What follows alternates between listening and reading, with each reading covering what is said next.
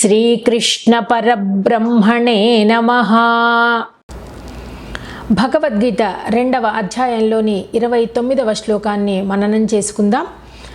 ఆశ్చర్యవత్ పశ్యతి కశ్చిదేనం ఆశ్చర్యవద్వదతి తథైవ చాన్యః ఆశ్చర్యవశ్చైనమన్యః శృణోతి శ్రుత్వాప్యేనం వేద న చైవ కశ్చిత్.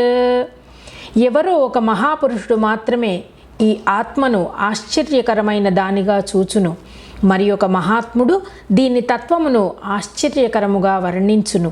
వేరొక పురుషుడు దీనిని ఆశ్చర్యకరమైన దానిగా వినును. ఆ విన్నవారిలో కూడా కొందరు దీని గురించి ఏమీ ఎరుగరు అంటూ వివరిస్తున్నాడు పరంధాముడు శ్రీకృష్ణ భగవానుడు. శ్రీకృష్ణ పరబ్రహ్మణే నమః.